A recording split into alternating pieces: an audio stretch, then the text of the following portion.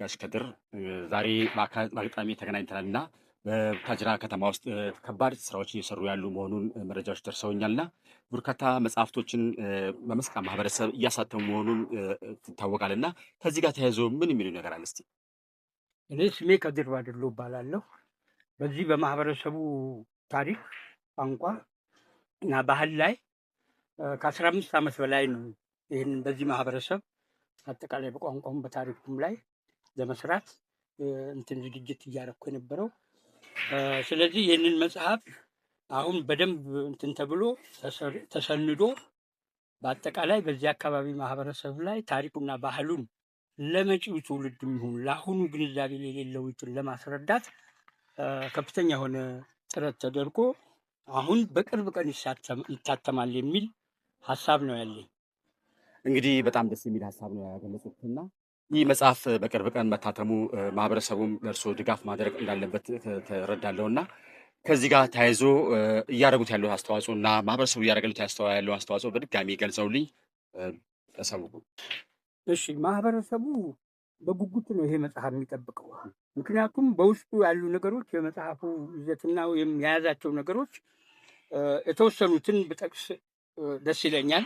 አንደኛ የመስቃን ህዝብ ጥንተ ታሪክና አሰፋፈር፣ ህዝቡ ከየት እንደመጣና የዘር ሐረጉን የሚገልጽ ሰነድ፣ የመስቃን ጉራጌ ህዝብ የፈራገዘኘ ስናኖ ሴራ የማህበረሰቡ የማንነት መገለጫ ከመሆኑም ሌላ ህብረተሰቡ ለዘመናት ግጭትን በሰላም የፈታበት ባህላዊ ፍርድ ቤት መሆኑን በማስገንዘብ ህዝቡ በአንድነት በመተባበር ስርዓቱ ወደ ላቀ ደረጃ ለማሸጋገር የመስቃን ጉራጌ ታሪክ ባህልና ቋንቋ ለማያውቀው ወጣት ትውልድ በጽሁፍ መልክ ሰንዶ ለማስተዋወቅ ነው።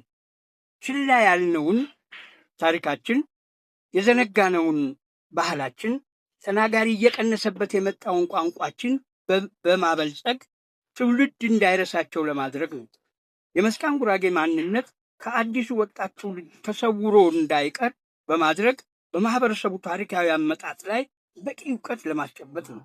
የመስቃን ጉራጌ ህዝብ ባህላዊ አስተዳደር ሸንጎ ማለትም ገራድ፣ የአዝማች፣ የአበጋዝ፣ የኢማምና የደማም የሹመት አሰጣጥ ስርዓትም በውስጡ አካቶ የያዘ ነው።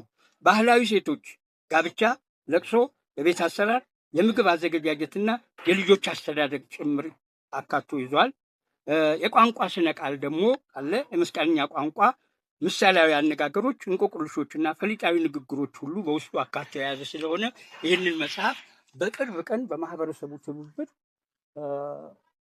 ታትሞ ተመርቆ ይወጣል የሚል ሀሳብ ነው እኔ ይዤ ያልኩት። ህብረተሰቡ ደግሞ በዚህ ነገር ላይ ለማሳተም ሆነ ለማለትም በከፍተኛ ጉጉት ላይ ነው ያለው ህብረተሰቡ።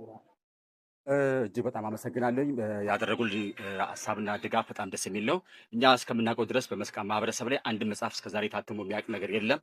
ይህ መጽሐፍ እርሶ መስራቱና ለዚህ ትውልድ ታሪካዊ አሻራ ማስቀመጡ እጅግ በጣም ደስ ብሎኛል። ከወርቼ ቦታውላል ሌላው ተጨማሪ ሌላው ማህበረሰብ ደርሱ ምን ማድረግ እንዳለበት እንዲገልጹልንና ከዚህ በኋላስ ምን ጥቅሞቹን ህብረተሰቡ ያገኛል ብሎ ያስባሉ?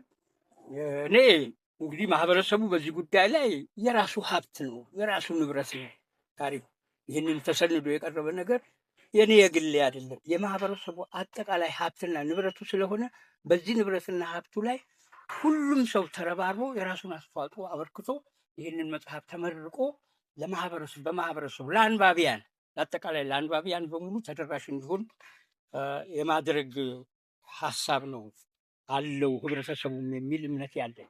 ህብረተሰቡም ይህን ነው የሚጠብቀው። እሺ፣ በጣም አመሰግናለሁ። እንግዲህ በመላው ኢትዮጵያ ውስጥ የሚገኙ በመላው ዓለም የሚገኙ የቡታጅራና የአካባቢዋ ነዋሪዎች በሙሉ ይህን ታሪክ እንደምትሰሙት እርግጠኛ ነኝና ሁላችሁም በዚህ ጉዳይ ላይ ሀሳባችሁ ሰጥታችሁ ድጋፍ እንድታደርጉልን ከልብ እናመሰግናለን። መልካም ጊዜ፣ መልካም